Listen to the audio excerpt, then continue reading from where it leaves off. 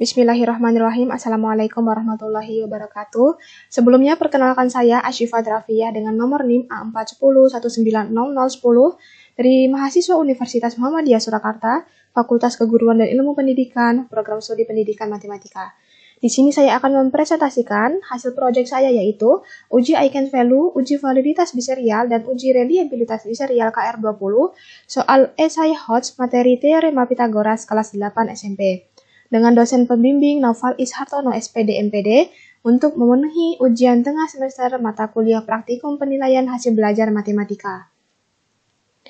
Dalam proyek ini saya melakukan 3 proses. Yang pertama yaitu proses pembuatan soal. Saya memilih teorema Pitagoras untuk materinya dengan standar kompetensi menggunakan teorema Pitagoras dalam pemecahan masalah. Dan ini adalah kompetensi dasarnya. Yang pertama yaitu 3.6 menjelaskan dan membuktikan teorema Pitagoras dan triple Pitagoras dengan indikator pencapaian kompetensinya ada 5, dan 4.6 menyelesaikan masalah yang berkaitan dengan teorema Pitagoras dan triple Pitagoras dengan indikator pencapaian kompetensinya juga ada 5. Di sini saya akan menjelaskan terlebih dahulu seperti apa sih soal Hodge itu. Nah, Hodge sendiri merupakan bagian dari ranah kognitif yang ada dalam taksonomi Bloom dan bertujuan untuk mengasah keterampilan mental seputar pengetahuan. Ranah kognitif versi Bloom ini kemudian direvisi oleh Lauren Anderson dan David Cardwell dan kawan-kawan pada 2001. Urutannya diubah menjadi 6, yaitu yang pertama mengingat, kedua memahami, ketiga mengaplikasikan, keempat menganalisis, kelima mengevaluasi, dan keenam mencipta. Tingkatan 1 hingga 3 dikategorikan sebagai kemampuan berpikir tingkat rendah atau LOTS, sedangkan tingkat 4, 5, dan 6 dikategorikan sebagai kemampuan berpikir tingkat tinggi atau higher order thinking skill. Berikut adalah ciri-ciri soal Hodge. Yang pertama yaitu transfer satu konsep ke konsep lainnya, yang kedua memproses dan menerapkan informasi, yang ketiga mencari kaitan dari berbagai informasi yang berbeda-beda, yang keempat menggunakan informasi untuk menyelesaikan masalah, dan yang kelima menelaah ide dan informasi secara kritis. Berikut adalah soal yang saya kembangkan berdasarkan indikator soal yang terdapat dalam kisi-kisi soal. Nah, ini adalah untuk soal nomor 1, dan ini adalah indikator soalnya. Mengapa dikatakan soal Hodge? Karena di sini menggunakan indikator berpikir tingkat tinggi, create atau menciptakan dalam kategori generating atau merumuskan. Karena peserta didik dapat membuat dugaan ukuran segitiga tersebut dengan menghubungkan pada teorema Pitagoras untuk menyelesaikan masalah tersebut. Kemudian ini adalah soal nomor 2 yang dikembangkan berdasarkan indikator soal tersebut. Mengapa dikatakan soal Hodge? Karena berdasarkan indikator berpikir tingkat tinggi, yaitu evaluate, mengevaluasi, dan kategori checking atau memeriksa. Nah, karena dikatakan soal Hodge karena peserta didik dapat menentukan ketidaksesuaian atau kesalahan antara proses dan hasil tentang luas segitiga dengan menghubungkan pada teorema Pitagoras untuk menyelesaikan masalah tersebut. Ini adalah soal nomor 3 yang dikembangkan berdasarkan indikator soal tersebut. Mengapa dikatakan soal Hodge? Karena berdasarkan indikator berpikir tingkat tinggi yaitu analyze, menganalisis, dan dalam kategori attributing atau mengatribusikan. Karena peserta didik dapat menentukan tujuan dibalik informasi yang telah didapat pada ukuran trapesium dan segitiga dengan menghubungkan pada teorema Pitagoras untuk menyelesaikan masalah tersebut dengan tepat. Dan ini adalah soal nomor 4 yang dikembangkan berdasarkan indikator soal tersebut. Mengapa dikatakan soal Hodge? Karena berdasarkan indikator berpikir tingkat tinggi yaitu evaluate, mengevaluasi dalam kategori critiquing atau mengkritisi. Karena peserta didik dapat menilai ketidaksesuaian atau kesalahan antara hasil, menemukan kesalahan dari suatu cara yang mengakibatkan suatu masalah pada ukuran luas lingkaran dengan menghubungkan pada teorema Pitagoras untuk menyelesaikan masalah tersebut dengan tepat. Dan ini adalah soal nomor 5 yang dikembangkan berdasarkan indikator soal tersebut. Mengapa dikatakan soal Hodge? Karena berdasarkan indikator berpikir tingkat tinggi yaitu analyze atau menganalisis dalam kategori organizing atau mengorganisasikan. Karena peserta didik dapat menentukan bagaimana cara untuk menyusun bagian-bagian permasalahan untuk menemukan diameter setengah lingkaran dengan menghubungkan pada teorema Pitagoras untuk menyelesaikan masalah tersebut dengan tepat. Yang kedua yaitu proses validasi ahli. Berikut adalah bukti korespondensi dengan ahli. Yang pertama yaitu bukti korespondensi dengan Ramlan Tahanina yang merupakan guru matematika SMP sekaligus kepala sekolah. Dan yang kedua yaitu korespondensi dengan Fitri Rehana Padang, MPD, yang merupakan juga guru matematika SMP. Berikut adalah Google Form angket validitas.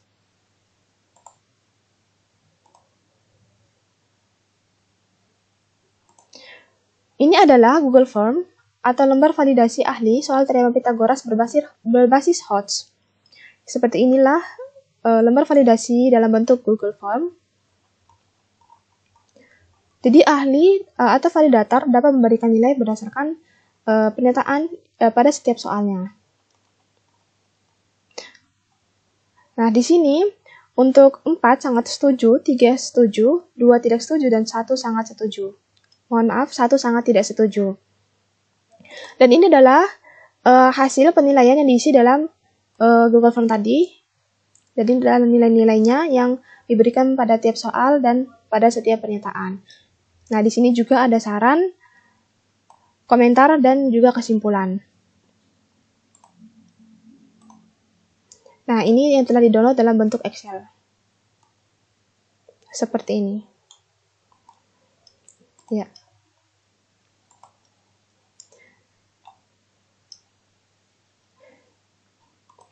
Nah, berikut adalah hasil analisis validasi ahli menggunakan uji Aikens value.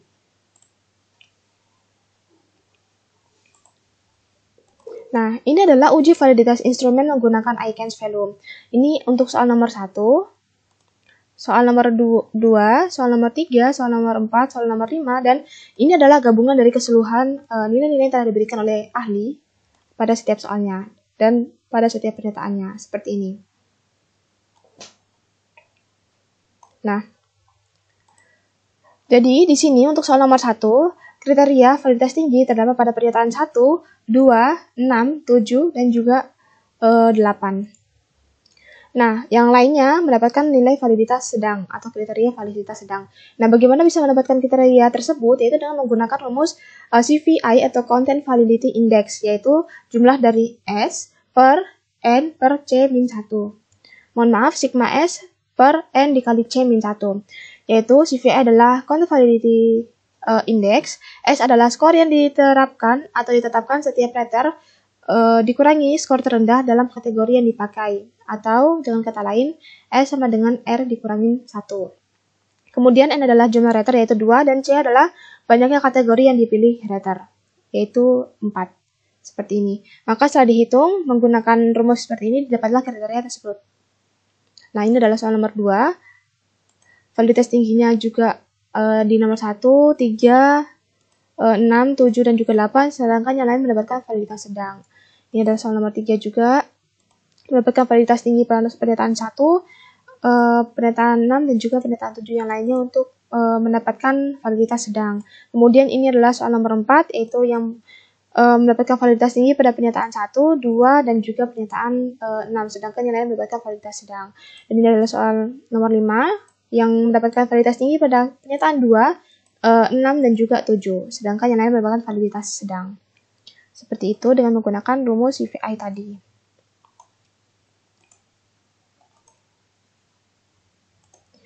Jadi, uji Eigenvalue digunakan untuk mengukur tingkat validitas soal berdasarkan penilaian yang diberikan oleh validator atau ahli. Berdasarkan uji validitas ahli menggunakan uji Eigenvalue, maka dapat disimpulkan bahwa soal nomor 1 menunjukkan validitas tinggi pada pernyataan 1, 2, 6, 7, dan 8, sedangkan pernyataan lain menunjukkan validitas sedang. Soal nomor 2 menunjukkan validitas tinggi pada pernyataan 1, 3, 6, 7, dan 8, sedangkan pernyataan yang lain menunjukkan validitas sedang. Soal nomor 3 menunjukkan validitas tinggi pada pernyataan 1, 6, dan 7, pernyataan lain menunjukkan validitas sedang. Soal nomor 4 menunjukkan validitas tinggi pada pernyataan 1, 2, dan 6, sedangkan pernyataan yang lain menunjukkan validitas sedang. Soal nomor 5 menunjukkan validitas tinggi pada pernyataan 2, 6, dan 7, sedangkan pernyataan lain menunjukkan validitas sedang.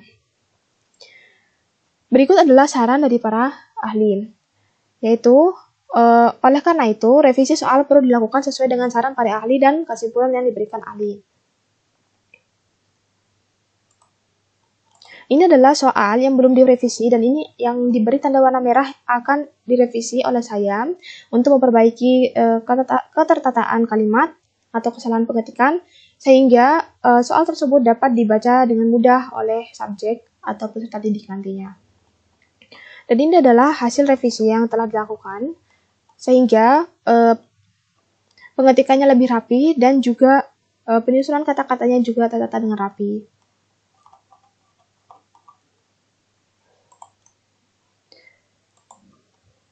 Ya, kemudian yang ketiga yaitu proses uji coba terbatas. Pada 15 subjek, berikut adalah subjeknya, yaitu ada yang berasal dari teman saya, keluarga, kerabat, atau adik kelas atau adik tingkat saya.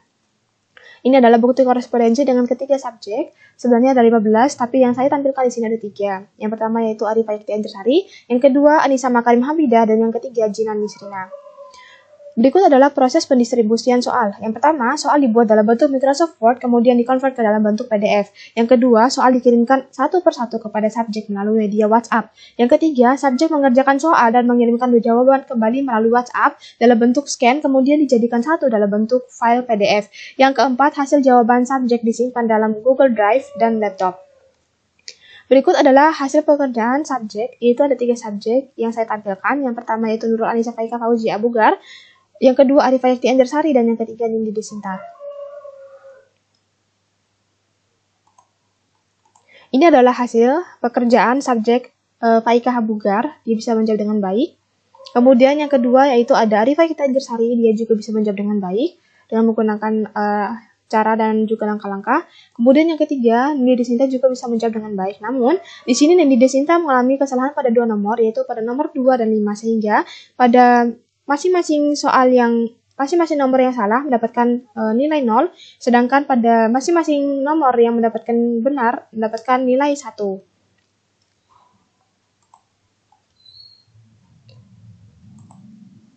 Nah, berikut adalah hasil analisis menggunakan uji validitas Viseria dan uji reliabilitas KR20. Nah, seperti ini.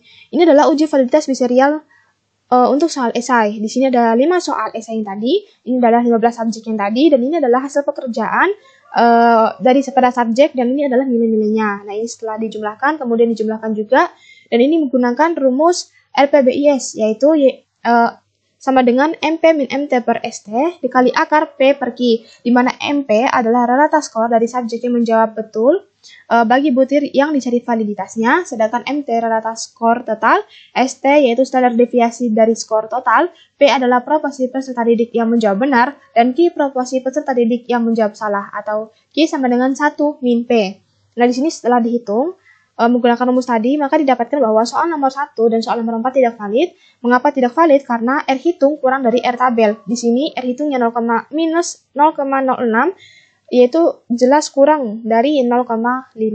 Dan ini juga 0,4 kurang dari 0,5. Sedangkan yang valid yaitu soal nomor 2, 3, dan juga soal nomor 5. Karena mengapa dikatakan soal valid, kriterianya valid karena R hitung lebih besar daripada R tabel, yaitu 0,6 lebih besar daripada 0,5. Ini juga lebih besar daripada 0,6 lebih besar daripada 0,5, dan juga ini 0,8 lebih besar daripada 0,5. Seperti itu. Kemudian untuk uji reliabilitas Viseria, di sini menggunakan uji reliabilitas Viseria KR20 untuk soal esai. Soalnya sama, dan juga subjeknya juga sama, datanya sama, tadi nilai-nilainya dan dijumlahkan juga, kemudian menggunakan rumus KR20, yaitu N per N1 dikali ST kuadrat min jumlah PQ per ST kuadrat. Nah, di sini, atau juga bisa menggunakan rumus seperti ini. Nah, untuk A itu adalah jumlah item soal dalam instrumen, berarti ada 5. P yaitu proporsi banyaknya subjek yang menjawab setiap item soal, dan Q adalah 1 min P, dan ST kuadrat sama dengan varians total. Nah, di sini setelah dihitung menggunakan rumus ini, maka didapatkan nilai 0,472222 untuk reliabilitasnya, sehingga nilai tersebut ada di ini lebih besar sama dengan 0,40 dan kurang dari 0,70, berarti pada keterangan sedang, seperti itu.